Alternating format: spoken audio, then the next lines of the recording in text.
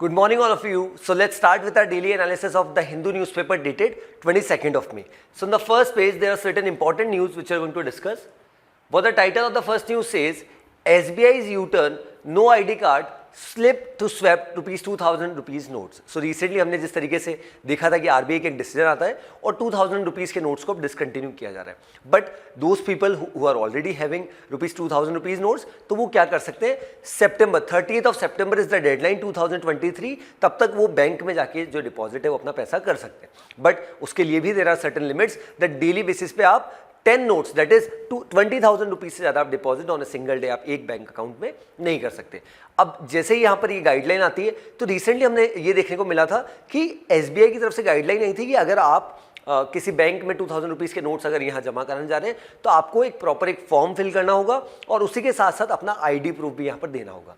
But जैसे ही यहाँ पर आया तो कुछ जगह यहाँ पर हमने ट्विटर पे दूसरे सोशल मीडिया प्लेटफॉर्म्स पे देखा that there are certain people they're of the opinion कि ऐसा नहीं होना चाहिए, बट फिर फाइनली क्या हुआ, अब आरबीआई ने यहाँ पर इसकी गाइडलाइन यहाँ पर जारी करी कि हमने ऐसी कोई भी एडवाइजरी यहाँ पर स्टेट बैंक ऑफ इंडिया को नहीं दी कि आपको जो दोज पीपल आर कमिंग और जो नोट्स एक्सचेंज कराना चाहते हैं आप उनसे डॉक्यूमेंट या आईडी प्रूफ यहाँ पे मांग रहे हैं। इसी वजह से जो टाइटल है न्यूज का दैट इज एसबीआई का यू टर्न यहाँ पर आ गया, that is no ID card slip to swap rupees 2000 rupees notes.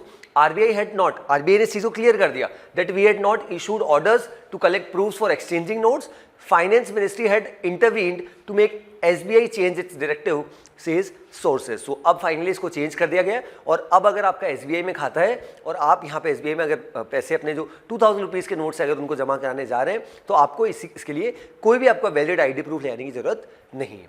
अब इसको थोड़ा समझ लेते हैं। That is, the SBI has issued instruction to all its branches, सभी में ये कहीं ना कहीं लागू हो चुका है, that is regarding exchange of rupees 2000 rupees notes. Then, no requisition slip is required for exchange of rupees 2000 notes up to a limit of 20,000 at a time. That is, ये हमने ऑलरेडी डिस्कस किया कि इसके लिए जो maximum limit रखी गई है वो 10 नोट्स पर डे रखी गई है, राइट। तो इसी वजह से 10 नोट्स अगर हम मल्टीप्लाई करें 2000 से, that comes out to be 20,000 rupees. Then next is no identity proof is required to be submitted by the tenderer at the time of exchange, बिल्कुल सही बात है। Then next, अभी हुआ क्या था, ये डिसीजन क्या है, the RBI on May 19 announce withdrawal of rupees 2000 rupees currency notes from circulation but gave public time till September 30 to either deposit such notes in accounts or exchange them at banks, दोनों चीज की जा सकती है। and the facility for exchange will be available from 23rd of May, मतलब इसकी जो शुरुआत है वो कल से यहाँ पर कर दी गई है कि that is 23rd of May से आपके पास अगर कुछ पैसा है तो जो 2000 रुपीज का नोट्स है वो बैंक में जाके आप जमा यहाँ पे करा सकते हैं। So this was about this news.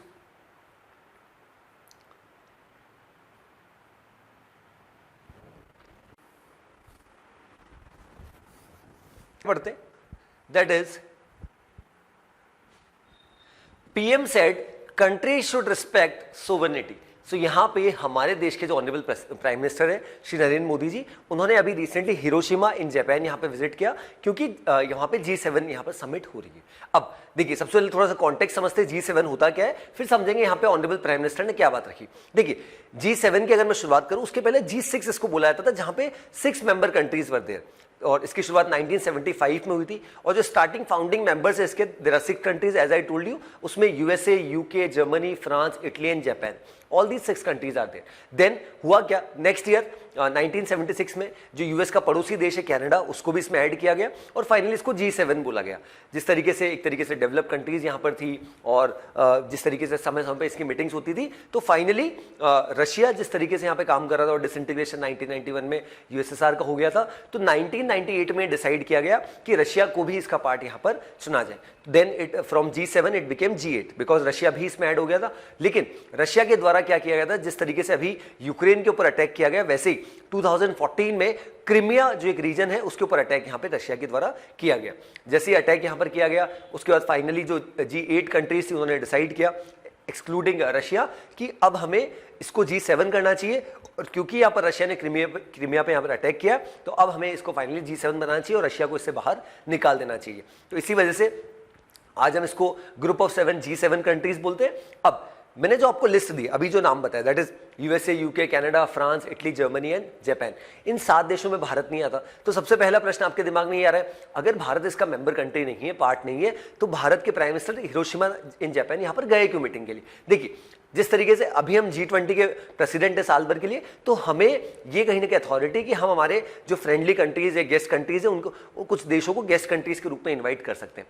इस बार हमने हमारी जो G20 की मीटिंग है उसमें 9 देशों को एज ए गेस्ट कंट्रीज के रूप में इन्वाइट यहाँ पर किया। इन द सेम वे यहाँ पे जिस तरीके से जापान अभी यहाँ पे प्रेसिडेंट है G7 का, तो जापान ने भी हमको as a guest country invite यहाँ पर किया है। जिस तरीके से लास्ट मीटिंग यूके में यहाँ पर हुई थी, तो यूके में भी हमें इनवाइट किया गया था as a guest country. In the same way इस बार जिस तरीके से जापान में यहाँ पर हुई है हिरोशिमा में, तो वहाँ पे भी हमें इन्वाइट यहाँ पर किया गया।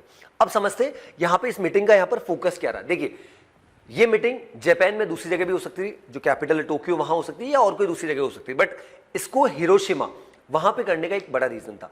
आपको पता होगा 6 अगस्त हिरोशिमा पे जिस तरीके से यूएस ने एटम बॉम्ब गिरा के यहाँ पर अटैक किया था, देन 9 अगस्त नागासाकी इन द ईयर 1945 यहाँ पर अटैक किया था। तो अब यहाँ पे जिस तरीके से वर्ल्ड में यहाँ पर ये सिचुएशन हो रही है, तो हिरोशिमा में करने का यहाँ पर रीजन ये है क्योंकि जिस तरीके से भी रशिया और यूक्रेन का वॉर चल रहा है, तो रशिया बार बार यहाँ पर धमकी दे रहा है कि हम एटम बॉम्ब का इस्तेमाल करेंगे। देन चाइना और ताइवान के रिलेशंस की अगर बात करें, तो चाइना भी समय समय पे इसको एज ए डेटरेंट यहाँ पे यूज करता है कि हम अटैक कर सकते हैं यहाँ पर ताइवान के ऊपर। तो यहाँ पे हिरोशिमा में यहाँ पर ये मीटिंग रखना और हिरोशिमा का जो मेमोरियल है जो पूरा यहाँ पर था, और देन वहाँ के जो अभी तक के सर्वाइवर्स है उनसे मिलाना, तो वो एक क्लियरली यहाँ पर मैसेज है कि सभी देश एक साथ में एक स्वर में यहाँ पर बोलना चाहते हैं कि हमें कहीं ना कहीं एटम बॉम्ब के इस्तेमाल पे रोक लगा देनी चाहिए। जिन देशों के पास ये है उसको खत्म कर देना चाहिए। अब देखिए, यहाँ पे सबसे बड़ी बात यहाँ पे क्या आ रही है कि सभी देशों का मानना है कि हमें इनको खत्म करना है, और कहीं ना कहीं जो देश इसको डेवलप कर रहे हैं धीरे धीरे उसको भी यहाँ पर रोक लगानी। लेकिन इसकी शुरुआत तब हो सकेगी तब then when all these nations who are already possessing nuclear bombs, nuclear arsenals, वो अपने जो न्यूक्लियर आर्सनल्स है उनको खत्म करें। बट रादर वो उनको खत्म नहीं कर रहे, और वो किसको ज्ञान दे रहे हैं? They are giving gyan to those countries who have started developing this. तो ये अपने आप में बहुत बड़ा कंसर्न है। अब जिस तरीके से यहाँ पे यूक्रेन के प्रेसिडेंट मिस्टर जेलेंस्की भी यहाँ पर गए थे, उन्होंने अपनी बात रखी, देन भारत के प्राइम मिनिस्टर गए थे, तो हमारे भारत के प्राइम मिनिस्टर की जेलेंस्की से मुलाकात भी यहाँ पर हुई, और भारत के प्राइम मिनिस्टर ने यहाँ पर इस चीज़ को क्लियर किया कि हमें आज के समय में 21st सेंचुरी में जो सभी देशों की टेरिटोरियल सोवरेनिटी है उसका ध्यान रखना चाहिए, और हमें किसी भी तरीके से किसी की बाउंड्रीज का जो टेरिटोरियल बाउंड्रीज है या वाटर बाउंड्रीज है उसका उल्लंघन यहाँ पे नहीं करना चाहिए। इसी वजह से इसी चीज़ को यहाँ पर रिआइट्रेट हमारे प्राइम मिनिस्टर ने किया इन द G7 मीटिंग, जो कि हिरोशिमा इन जापान यहां पर हुई है।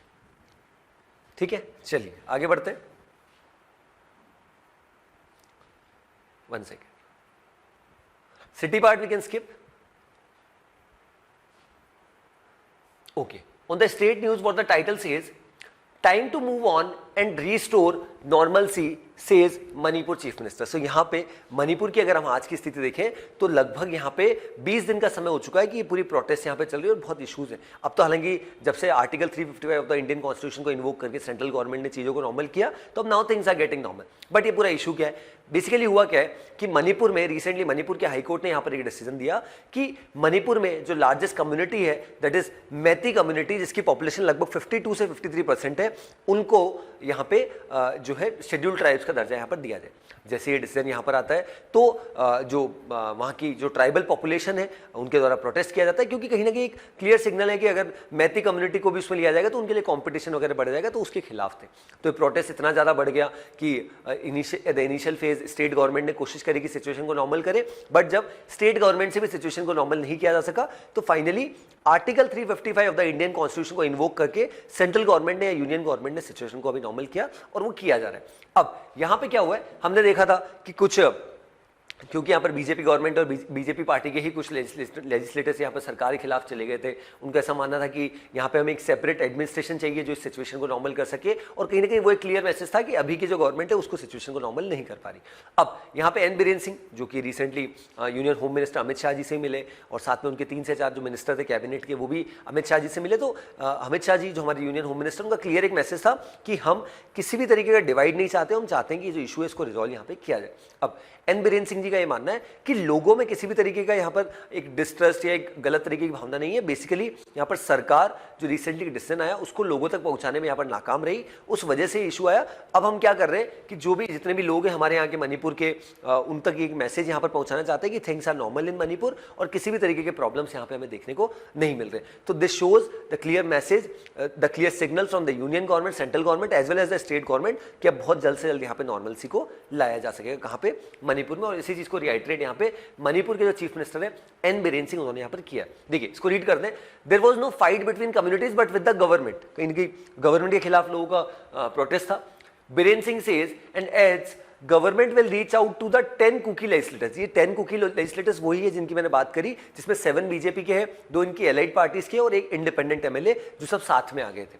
Then who had demanded separate administration for their community, क्योंकि उनका ऐसा मानना था कि अभी की जो सरकार है वो कहीं ना कहीं नाकाम है इस इशू को रिजॉल्व यहाँ पे कराने में। ठीक है, चलिए आगे बढ़ते हैं। Then Brijbhushan says he is ready to undergo narco analysis. So यहां पे ये जो इशू है रिगार्डिंग द रेस्टलेस प्रोटेस्ट, जिसमें जो रेसलिंग फेडरेशन ऑफ इंडिया के जो चीफ है ब्रिजभूषण शरण सिंह, उनके खिलाफ यहाँ पे लोगों का काफी गुस्सा है। लोगों का ऐसा मानना है कि उनको अपना पद छोड़ देना चाहिए। सरकार भी उनको अभी तक नहीं हटा रही, अभी तक भी वो प्रेसिडेंट है और उनका ऐसा मानना है कि मुझे क्लीन चिट है, मैंने ऐसा कुछ गलत किया ही नहीं। उनके ऊपर एलिगेशंस क्या है? प्रोटेस्टर्स ने एलिगेशन लगाया sexual abuse, sexual harassment including ए माइनर गर्ल। तो पूरा इशू चल रहा है। इसी वजह से हमने देखा कि काफी सारे जो स्पोर्ट्स पर्सनालिटीज है वो यहाँ पे प्रोटेस्ट कर रहे हैं एट द जंतर मंतर इन दिल्ली, और उनको सपोर्ट करने के लिए जो फार्म यूनियंस है वो यहाँ पर साथ में आए, जो खाप पंचायत है वो यहाँ पर साथ में आए। तो काफी लोग यहाँ पे साथ में आ रहे हैं उनको सपोर्ट करने के लिए। लेकिन अब क्या हुआ, रिसेंटली खाप पंचायत ने एक डिसीजन लिया, अपनी बात रखी कि अगर ब्रिजभूषण शरण सिंह अगर इतना ही सही आदमी है तो नार्को टेस्ट करा दे। अब जैसे ही यहाँ पर एक खाप पंचायत का डिसीजन आता है, कुछ ही समय बाद यहाँ पे जो सोशल मीडिया हैंडल के थ्रू ब्रिजभूषण शरण सिंह ने बोला, जो रेसलिंग फेडरेशन ऑफ इंडिया के चीफ है, कि मुझे किसी भी तरीके की दिक्कत नहीं, अगर आप बोल रहे हैं नार्को एनालिसिस कराने का, नार्को टेस्ट कराने का, तो मैं तैयार हूं। लेकिन मेरी ये डिमांड है कि मेरे साथ साथ जो दूसरे प्रोटेस्टिंग रेसलर्स है, that is Vinesh Phogat ji and Bajrang Punia ji, इनका भी यहाँ पे नार्को एनालिसिस यहाँ पर किया जाए। तो इसी वजह से ये इशू अब फिर से यहाँ पर बढ़ चुका है और कहीं ना कहीं जो प्रोटेस्टिंग रेसलर्स है उनका ऐसा मानना है कि हम चाहते हैं कि इस पर्सन को यहाँ पे हटाया जाए because this person is basically involve in sexual abuse and sexual harassment. But जो ब्रिजभूषण शरण सिंह है उनका क्लियरली यहाँ पर कहना है कि जानबूझ के एक कॉन्कॉक्टेड तरीका है मुझे अपने पद से हटाने का, और ये रेसलर्स यहाँ पे कहीं ना कहीं चाहते हैं कि मैं अपना पद छोड़ दूं, इनमें से कोई यहाँ पे चीफ यहाँ पे बन जाए। इसके लिए कमेटी भी बनाई गई थी, इसको 6 मेंबर कमेटी, जिसको एमसी मैरीकॉम जी यहाँ पर हेड कर रहे थे और लगभग 2 महीने का समय यहाँ पर लगा था। बट उस कमेटी की जो रिपोर्ट है उसको यहाँ पे सार्वजनिक नहीं किया गया, पब्लिक नहीं किया गया। उसी वजह से प्रोटेस्ट फिर से स्टार्ट हो गया, क्योंकि इसके लिए हमने देखा था कि इसके लिए पहले प्रोटेस्ट जनवरी मंथ में ऑलरेडी स्टार्ट हो चुका था। So this was about this news. चलिए, now will move to the editorial part. So today we'll be discussing 2 editorials. So what the title of the first editorial says, Manipur Mayhem, a manufacturing. देखिए यहाँ पे जो author है उन्होंने यहाँ पर बात की है कि मणिपुर में अभी सिचुएशन क्या चल रही है. हमने अभी ऑलरेडी डिस्कशन किया किस तरीके से मणिपुर की सिचुएशन को नॉर्मल किया जा रहा है, बट यहाँ पे ये जो कम्युनिटी, कुकी कम्युनिटी, उसके बारे में और ये मैती कम्युनिटी के बीच में जो इश्यूज है उसको यहाँ पे हाईलाइट किया. अब ऑथर ने यहाँ पर स्टार्ट क्या किया है कि अगर कुकी कम्युनिटी का देखें तो हमेशा से कहीं ना कहीं इस तरीके के इश्यूज हमने देखे. अगर आप नागा कुकी क्लैश की बात करें 1990s की, या फिर उसके बाद अभी जिस तरीके से यहाँ पर इश्यूज यहाँ पर क्रिएट हो रहे हैं, तो उस वजह से इश्यूज यहाँ पर आ रहे हैं. अब ऑथर का ये मानना है कि हमेशा से अगर हम देखें तो किसी भी जगह जो पड़ोसी है उनका अपने आप में बहुत बड़ा महत्व रहता है. इसी वजह से यहाँ पे ऑथर ने एक लाइन लिखी है that when it came to this Christian communities the biblical teaching love the neighbour was of no use in what was politically motivated genocidal violence. That spectre of a blood bath has return to haunt Manipur again, this time between the Kukis and the Meiteis. मतलब ये जो issue है ये पहले चलता था, लेकिन अब फिर से इस इशू को यहाँ पर रिवाइव किया गया. और अब जो है आमने सामने कौन है, एक तो कुकी कम्युनिटी और एक जो है दैट इज जो अभी हमने डिस्कस किया non tribal population, that is Meitei community. इन दोनों के बीच में यहाँ पर इश्यूज यहाँ पर बढ़ने लगे. अब ऐसे इश्यूज हमने पहले भी देखे कुकीज के, दैट इज पहली बात की जाए नागाज के साथ जो ऑलरेडी बताया.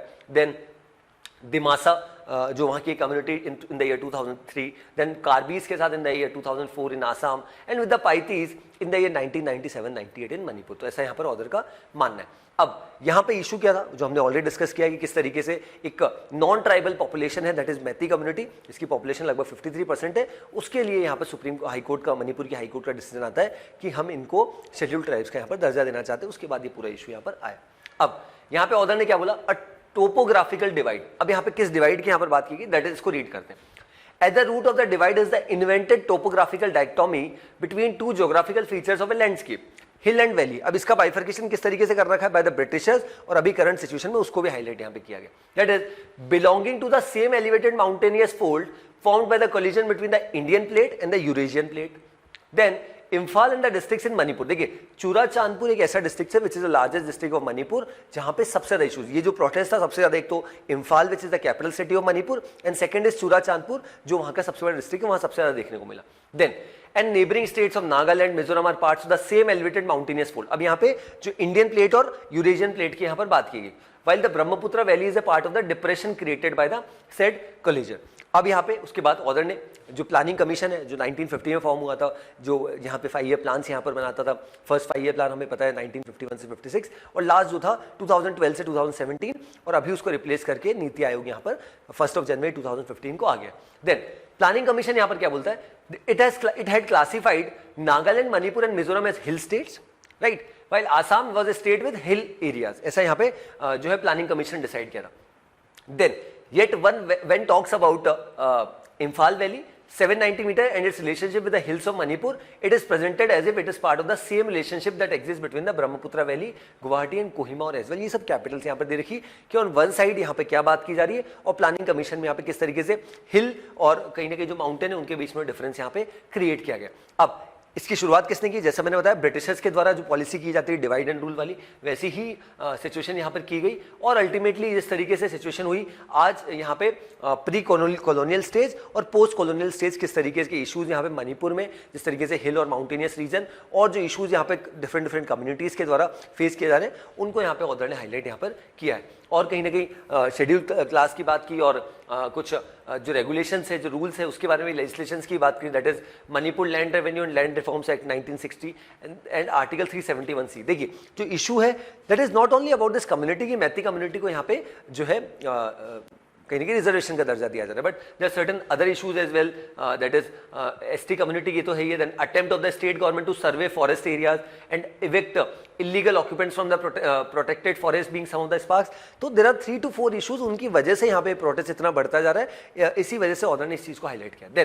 Then the role of politics. अगर पॉलिटिक्स की बात करें तो अगर हम समझे इस चीज को, तो जैसे मैंने स्टार्टिंग में ही बताया कि मैती कम्युनिटी लगभग 52 से 53% पॉपुलेशन यहाँ पर आ जाती है। अब ऐसी कम्युनिटी जो पूरा यहाँ पर चुनाव को कहीं ना कहीं इंपैक्ट यहाँ पर कर सकती है, काफी सारी सीटों पर इसका प्रभाव यहाँ पर हो सकता है, तो इस वजह से भी कहीं ना कहीं डिसीजन लिया गया, और हो सकता है सरकार के द्वारा ये जानबूझ के किया गया ताकि जो मैती कम्युनिटी उनको अपने फेवर में यहाँ पर किया जाए आने वाले इलेक्शंस के लिए, बट इसकी वजह से आज जो इशू हो रहा है वो बहुत ज़्यादा यहाँ पर बढ़ता जा रहा है, और एक बहुत ज़्यादा पॉलिटिकल डिवाइड यहाँ पे कहीं ना कहीं क्रिएट करने की कोशिश की गई है, या फिर वो क्रिएट हो चुका है in the current situation because of the recent decision which has been taken by the Manipur high court. अब आगे अगर हम देखें तो ये जो पूरा इशू है इसको रोकने के लिए यहाँ पर सेंट्रल गवर्नमेंट ने कोशिश कर रहे हैं, और जैसे मैंने आपको बताया कि सेंट्रल गवर्नमेंट के द्वारा article 355 of the Indian constitution को इन्वोक किया गया।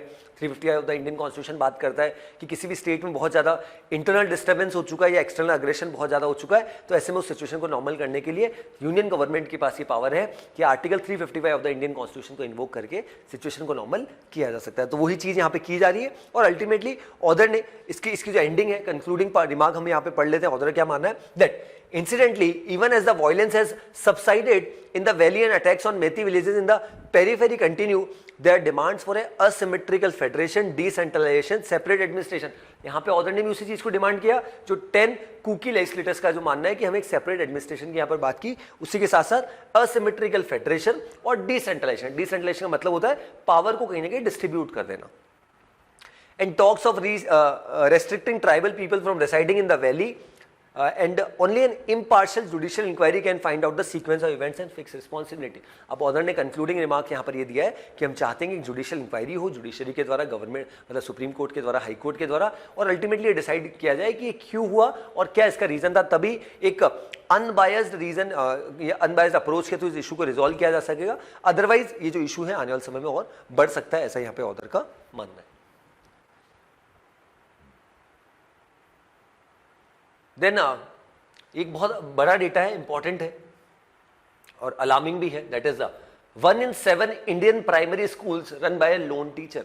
मतलब भारत में हर 7 में से एक स्कूल जो है एक सिंगल टीचर के द्वारा यहाँ पर चलाई जाती है, ऐसा यहाँ पे इस पर्टिकुलर पूरी जो एडिटोरियल है इसमें यहाँ पर बताया गया। काफ़ी सारे डेटा यहाँ पे साइट किए गए, कुछ स्टेट्स की यहाँ पर बात की गई और यहाँ पे बात की गई झारखंड के एक डिस्ट्रिक्ट की, जहाँ पे एक स्कूल में सिंगल टीचर है जिसके विज़ अगर बात करें तो 78 स्टूडेंट्स आते हैं। तो कैसे उनको कंट्रोल किया जाए, कैसे मतलब नॉट कंट्रोल, कैसे किस तरीके से स्कूल का संचालन यहाँ पर हो, क्योंकि it is practically next to impossible कि अगर बच्चे बहुत ज़्यादा है, टीचर सिंगल है, तो किस तरीके से एडुकेट यहाँ पर किया जा सके और किस तरीके से नॉलेज को इंपार्ट यहाँ पे किया जा सकेगा। तो ये अपने आप में बहुत बड़ा चैलेंज है।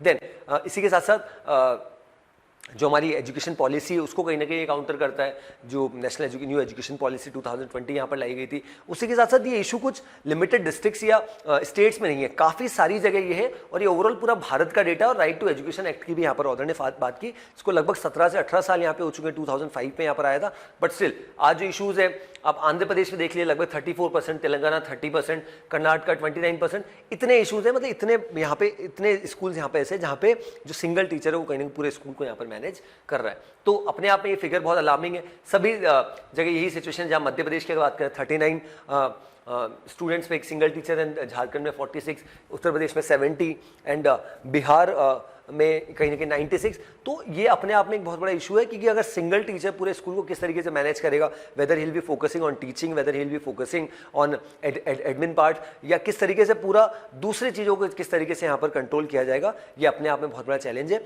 इसी वजह से ये जो डेटा है अपने आप में बहुत बड़ा अलार्मिंग है। और किस तरीके से इस डेटा में कुछ स्टेट्स का यहाँ पर डेटा दिया गया है, that is proportion schools with a single teacher, Jharkhand में 30.9%, proportion of children enrolled in single teacher school 24.9%, and finally average number of pupils in single teacher school, that is 46।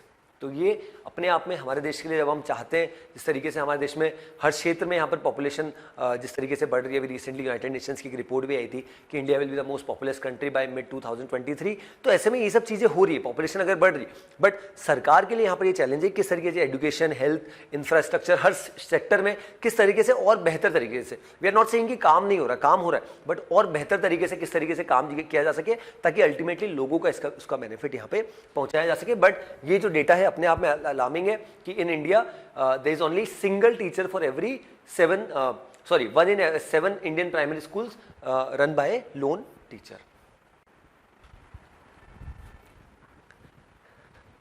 चलिए आगे बढ़ते, नेक्स्ट न्यूज पे आते हैं। नेक्स्ट हम पढ़ेंगे open network for digital commerce.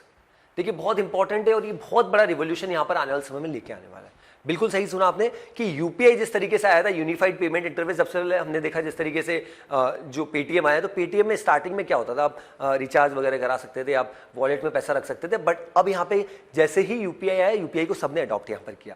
अब हमारी सरकार जो पूरा सेंट्रल गवर्नमेंट के द्वारा रन किया जाए, दैट इज एक नया कॉन्सेप्ट लेके आई है, that is ONDC, that means open network for digital commerce. और ये क्या बोलता है, जिस तरीके से सरकार ये चाहती है कि हर क्षेत्र में, हर इंडस्ट्री में, हर मार्केट में कंपटीशन रहना चाहिए। और इसके लिए हमारे देश में एक ऑर्गेनाइजेशन भी, इसका नाम है competition commission of India.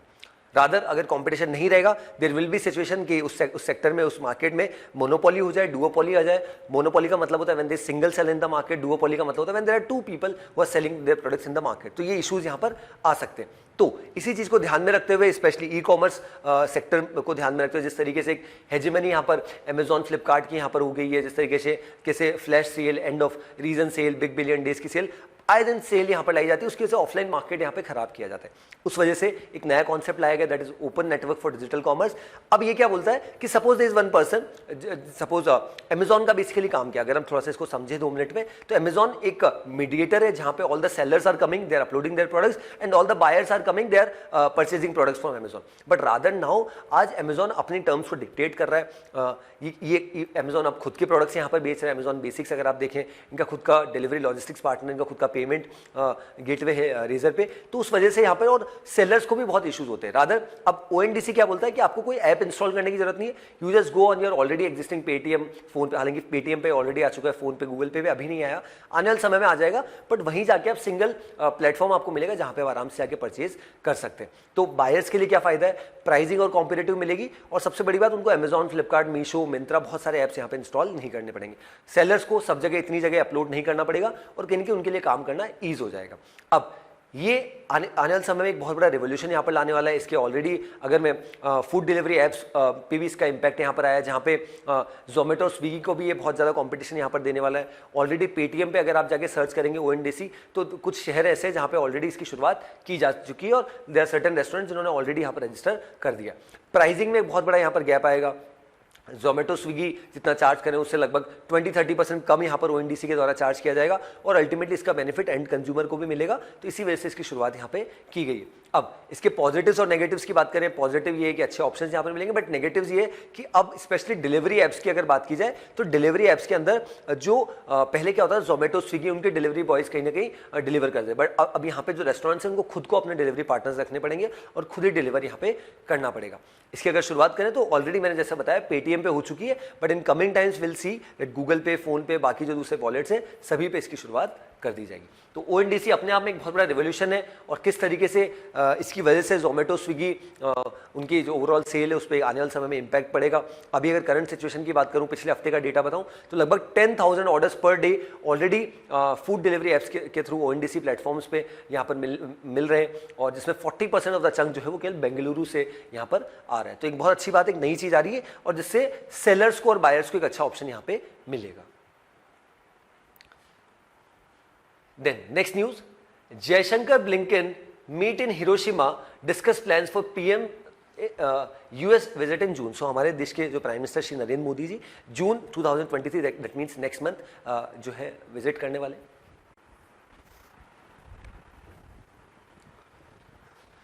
Next month जो है US विजिट करने वाले हैं, तो उसी को देखते हुए जो हमारे देश के जो एक्सटर्नल अफेयर्स मिनिस्टर है एस जयशंकर जी, और उन्हीं के साथ साथ जो US के सेक्रेटरी ऑफ स्टेट है एंटनी ब्लिंकन, जो US के फॉरेन अफेयर्स मिनिस्टर है, दोनों की यहाँ पर मुलाकात हुई। कहाँ पे? G7 मीटिंग जो हिरोशिमा इन जापान यहाँ पर हो रही है।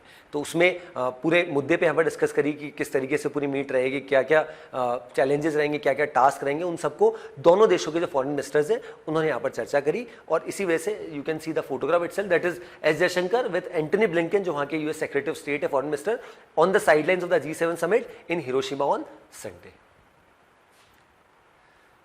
Then last minute changes made to itinerary as G20 meet begins in Kashmir today. So Bharat ने एक बहुत बड़ा स्टेप यहाँ पर लिया है कि G20 की जो टूरिज्म की मीटिंग यहाँ पर 22 मई से 24 मई 3 दिन के लिए श्रीनगर में होगी। पाकिस्तान ने पहले ही यहाँ पर बोला था कि जम्मू कश्मीर में मीटिंग नहीं होनी चाहिए, चाइना ने बोला लद्दाख में नहीं होनी चाहिए, बट हमारी गवर्नमेंट वॉज क्वाइट क्लियर कि यहाँ पे तो मीटिंग होगी क्योंकि G20 का भारत प्रेसिडेंट है और अलग अलग जगह यहाँ पर मीटिंग्स होनी है। अब यहाँ पे आज से जो है टूरिज्म की मीटिंग जम्मू कश्मीर श्रीनगर में यहाँ पे स्टार्ट होनी है, बट यहाँ पे कुछ आइटनरी में चेंजेस किए गए, क्योंकि हमें पता है कि there are certain organisations in the world जो कोशिश कर रहे हैं कि एक क्लियर मैसेज यहाँ पे दिया जाए कि कश्मीर में शांति नहीं है, बट उसके लिए भारत की जो फोर्सेज है वो हर कोशिश यहाँ पे कर रही है। अब देखिए किस तरीके से हमारे जो मार्कोज है वो किस तरीके से काम यहाँ पे कर रहे हैं। अब हुआ क्या, आइटनरी में क्या चेंज आया कि बहुत सारे डेलीगेट्स यहाँ पे फॉरेन से यहाँ पर आ रहे हैं, उनको श्रीनगर कश्मीर यहाँ पे घुमाया जाएगा। तो आइटनरी में ये चेंज आया दैट पहले ऐसा डिसाइड किया गया था कि जो डाचिंगम नेशनल पार्क है वो विजिट कराया जाएगा, और जो दूसरे टूरिस्ट हॉटस्पॉट है गुलमर्ग के, नॉर्थ कश्मीर के, वहाँ सब विजिट किया जाएगा, बट उनको अब क्या कर दिया गया, ड्रॉप कर दिया गया। अब उसके लिए जो बाकी दूसरी चीज़ें जो डिसाइड की गई that is polo view market दिखाया जाएगा, जो वैली की फर्स्ट पेडेस्ट्रियन ओनली बाजार अभी भी रिसेंटली जो लॉन्च किया गया था, जो स्टार्ट किया गया था इनॉग्रेट, उसको किया जाएगा, तो वहाँ पे ले जाया जाएगा। तो बेसिकली एक आइटिनरी में चेंज किया गया। क्या रीज़न हो सकता है? स्पेशली बिकॉज ऑफ सिक्योरिटी, क्योंकि हमें पता है कश्मीर में हालांकि नॉर्मल से आ चुकी है, चीज़ों को नॉर्मल किया जा रहा है, बट आज भी कश्मीर में कुछ लोग ऐसे हैं, कुछ ऑर्गेनाइजेशन ऐसे हैं जिनको पाकिस्तान और कुछ दूसरे देशों के द्वारा जिस तरीके से फंडिंग यहाँ पर मिल रही है और वो इस तरीके के कारनामे यहाँ पर करते हैं और कहीं ना कहीं भारत की इमेज को खराब करने की कोशिश यहाँ पे करते हैं। बट उसके लिए हमारी जो सरकार है, हमारी जो आर्म्ड फोर्सेज है, वो पूरी कटिबद्ध है कि हर तरीके से जो भी यहाँ पर हमारे देश की इमेज को खराब करने की कोशिश करेगा उनके खिलाफ यहाँ पे सख्त से सख्त एक्शन यहाँ पे लिया जाएगा। ओके, चलिए, so next news, president not PM should inaugurate parliament. So यहाँ पे ये ट्वीट यहाँ पर आया है हमारे देश के जो फॉर्मर कांग्रेस के प्रेसिडेंट है और फॉर्मर लोकसभा के member of parliament Rahul Gandhi ji कि जो हमारे देश के जो प्रेसिडेंट है उनके द्वारा जो नई पार्लियामेंट की building under the central Vista development project, redevelopment project, जो लगभग 20,000 करोड़ का, उसमें जो नई पार्लियामेंट की बिल्डिंग बन रही है उसका इनॉग्रेशन 28 मई को प्राइम मिनिस्टर के द्वारा किया जा रहा है। वैसा नहीं होना चाहिए। राहुल गांधी जी का मानना है कि इसका inauguration honourable president Shrimati Draupadi Murmu ji के द्वारा यहाँ पर किया जाना चाहिए। ऐसा यहाँ पे ट्वीट आया था। Then we'll move to the world section. So in the world section we'll be discussing only single news, that is जैसे मैंने आपको बताया G7 की मीटिंग हो रही है और G7 की मीटिंग में जो यूक्रेन है उसके प्रेसिडेंट व्लादिमीर ज़ेलेंस्की भी यहाँ पर आए, तो वो भी यहाँ पर काफ़ी लीडर्स से यहाँ पर मिले, honourable prime minister Narendra Modi ji से मिले और जो बाइडन से मिले। So G7 wants to de-risk not decouple from China Biden. So यहाँ पे China though not being a member of G7 but still यहाँ पे जो बाइडन का यहाँ पर क्लियर मैसेज है कि हम चाइना के साथ किसी भी तरीके के खराब रिलेशन नहीं चाहते, क्योंकि चाइना अभी करंट सिचुएशन में वर्ल्ड पावर, यहाँ पर ग्लोबल पावर बनने की कोशिश यहाँ पे कर रहा है। तो हम चाहते हैं कि चाइना के साथ मिलकर जो भी वर्ल्ड के इशूज़ है उनको रिजॉल्व किया जाए और अल्टीमेटली पीस और हार्मनी यहाँ पर लाई जाए, कहाँ पे? पूरे समूचे वर्ल्ड में। और जो मिस्टर ज़ेलेंस्की उन्होंने यहाँ पर जब एड्रेस भी किया तो क्लियरली यहाँ पर बताया किस तरीके से रशिया के द्वारा अग्रेसिवनेस दिखाई जा रही है और किस तरीके से जो सिविलियंस उनके ऊपर अटैक यहाँ पे किया जा रहा है, उन सब चीज़ों को यहाँ पे जो यूक्रेन के प्रेसिडेंट है उन्होंने हाईलाइट यहाँ पर किया है। चलिए, सो हिरन I conclude with today's session. I hope the session was insightful. That's all from my side. Thanks for watching.